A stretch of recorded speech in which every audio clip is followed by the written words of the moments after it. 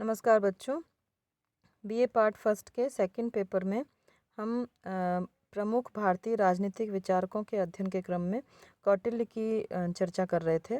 कौटिल्य का जो परराष्ट्र नीति है उसमें उपाय हमने देख लिए थे, षाटगुण्य नीति को हमने समझ लिया था।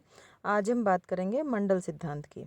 मंडल सिद्धांत को पूरा थोड़ा सा आपको ध्यान से समझना पड़ेगा, बुक्स में भी ध्यान से पढ़ना पड़ेगा और मेरे वीडियो को ध्यान से सुनिए।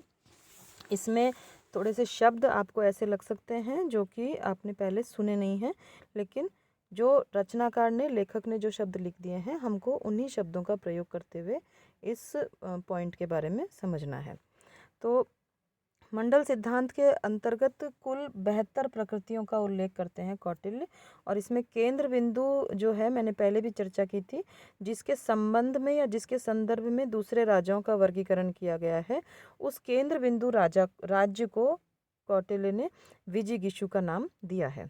तो विजिगीषु के अग्रभाग में जिस राजा की सीमा उसके राज्य से मिलती है उसे अरि कहा जाता है। उसके पीछे वाला राज्य मित्र, उसके पीछे वाला अरिमित्र, फिर उसके पीछे वाला मित्र मित्र, और उसके बाद में अरिमित्र मित्र।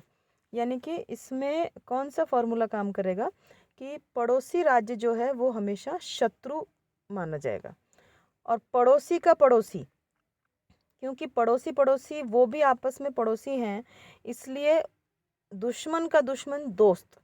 तो ऐसी स्थिति में जो दूसरा मैंने बताया आपको, पहला तो राज्य हो गया अरि, यानी कि वो शत्रु राज्य, और उसका पड़ोसी राज्य वो इस विजिगीषु राज्य के संदर्भ में हो गया मित्र। तो ये एक प्रकार से आपको डायग्राम के उस पर तौर पर अगर आप समझेंगे तो ये बहुत अच्छा रहेगा समझने के लिए।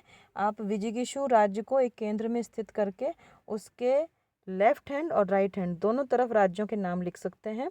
तो राइट हैंड में पहले हम लिखेंगे आगे की तरफ, यानी कि सबसे पहले विजिगीषु का सबसे लगता हुआ राज्य अरि, उसका उससे लगता हुआ मित्र, फिर अरिमित्र, फिर मित्र मित्र, और लास्ट में अरिमित्र मित्र। ये 5 तरह के राज्य हुए। राइट साइड में यानी कि इधर पीछे पार्श्व भाग के पीछे वाले भाग के जो पड़ोसी राज्य हैं उनको कौटिल्य ने क्रमशः कहा है पार्ष्णिग्राह, यानी कि ये पार्ष्णिग्राह हो गया शत्रु राज्य, फिर आक्रंद ये हो गया मित्र राज्य, फिर पार्ष्णिग्राह सार ये हो गया फिर शत्रु राज्य, और आक्रंद सार ये वापस से मित्र राज्य। इस प्रकार से कौटिल्य के अनुसार विजिगीषु के अग्रभाग की तरह ही पीछे वाले भाग में भी क्रमशः शत्रुओं और मित्र राज्यों की परंपरा होती है। तो इस प्रकार से कौटिल्य ने विजिगीषु और उसके आगे वाले भाग के 5, पीछे वाले भाग के 4 राज्यों को मंडल का अंग स्वीकार किया है। फिर 2 अन्य राज्यों की भी कौटिल्य बात करते हैं, वो है मध्यम और उदासीन। तो इस प्रकार से ये राज्य कितने हो गए, इसको गिनती कर सकते हैं। 1 यानी कि विजिगीषु प्लस 5 आगे वाले प्लस 4 पीछे वाले, और 2 ये मध्यम और उदासीन। तो यानी कि 1 प्लस 5 प्लस 4 प्लस 2 बराबर 12। तो ये तो हो गई राज्यों की संख्या, यानी कि राज्य मंडल के राज्यों की संख्या हो गई 12। अब चूंकि कौटिल्य के अनुसार सारे जितने भी ये राज्य हैं इनमें प्रत्येक की 5-5 द्रव्य प्रकृतियां होती हैं, जैसे कि अमात्य, कोश, दुर्ग, बल और राष्ट्र। तो इस प्रकार से 12 गुणा 5 करेंगे तो कौटिल्य के अनुसार जो मंडल का मूल राज्य है और उनकी प्रकृतियों की संख्या, यानी कि 12 × 5 60, और 12 60 + 12 सारे प्रकार के राज्य, ये सब मिला करके योग 72 हो गया। तो इस प्रकार से ये हमने देखने का प्रयास किया। 1 + 5 + 4 + 2 बराबर 12, 12 × 5 बराबर 60, और 12 + 60 बराबर 72। तो ये सारी चीज़ें इन राज्य मंडल की उपर्युक्त 72 प्रकृतियों का उल्लेख महाभारत और मनुस्मृति इनमें भी किया गया है। कौटिल्य ने राज्य मंडल की तुलना चक्र से की है और इसमें ये प्रतिपादित किया है कि नेता विजिगीषु को चाहिए कि वह राज्य मंडल रूपी चक्र में अपने मित्र राजाओं को नेमी, पास के राजाओं को अरा और स्वयं को नाभि स्थान में समझे।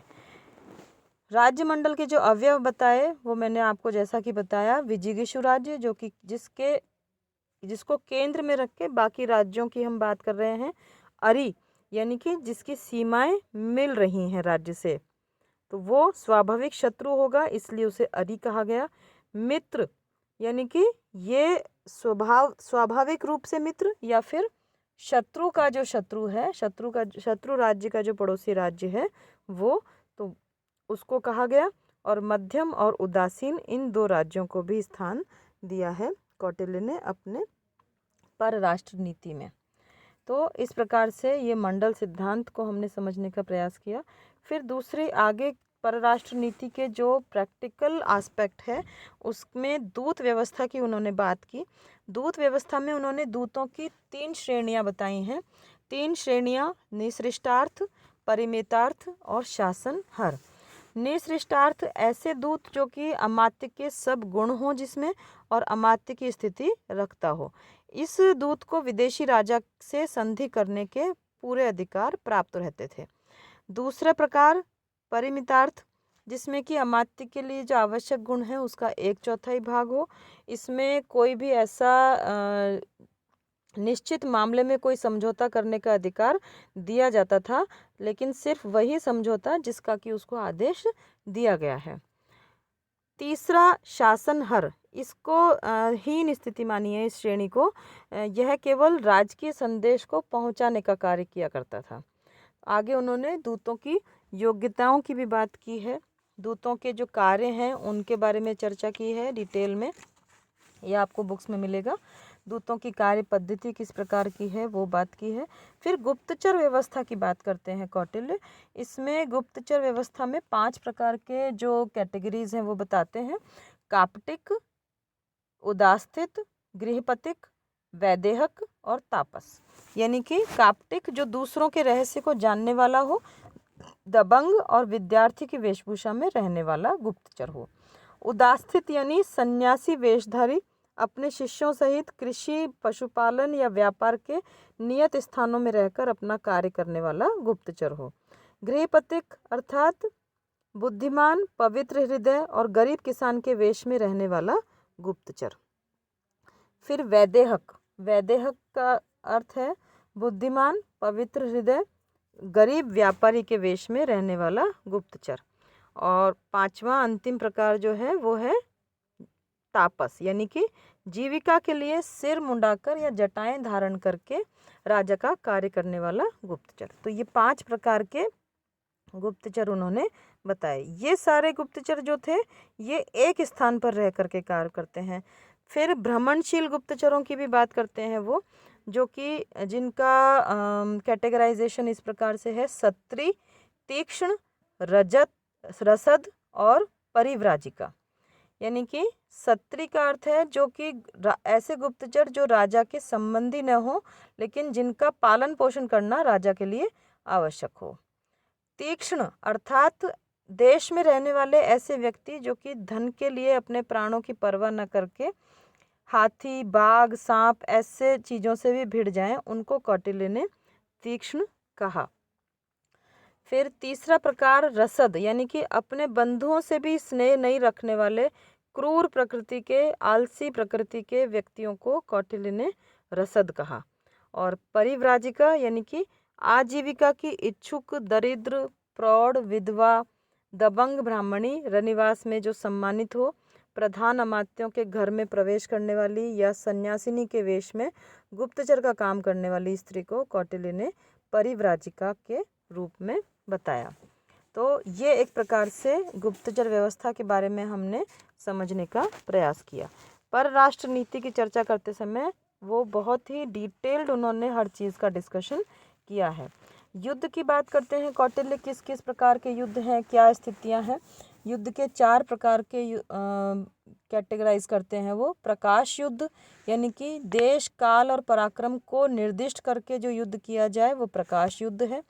कूट युद्ध यानी कि छल कपट के द्वारा दुर्ग को ध्वस्त कर देने वाला, फिर छल से प्रहार करना, ये सारी जो चीज़ें हैं वो हैं कूट युद्ध वाली।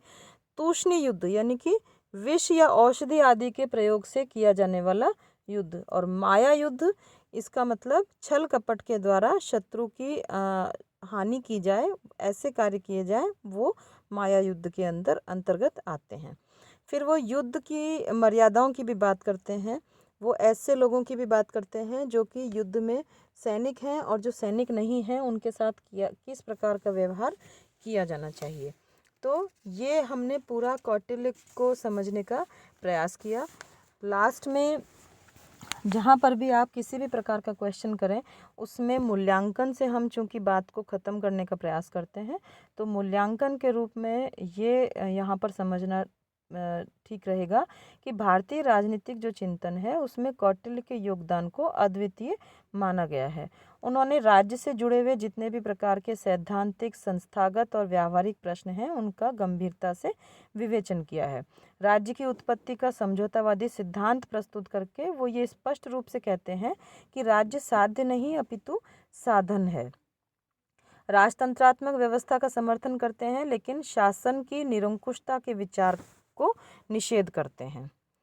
तो इस प्रकार से कौटिल्य आगे राज्य के लोक कल्याणकारी राज्य स्वरूप को भी स्पष्ट करते हैं। राज्य का पूरा प्रशासनिक व्यवस्था जो है उसका एक व्यवस्थित स्वरूप प्रदान करते हैं। संगठनात्मक, प्रक्रियात्मक और कार्मिक पक्षों पर उन्होंने पूरा अपना सारा डिटेलिंग चर्चा जो है वो की है। राज्य की सुरक्षा की वो बात करते हैं पूरा डिटेल में। परराष्ट्र नीति में जितने भी चीज़ें उन्होंने इंक्लूड की उन चीज़ों को बहुत ही डेवलप्ड माना जा सकता है समय के अनुसार। Thank you.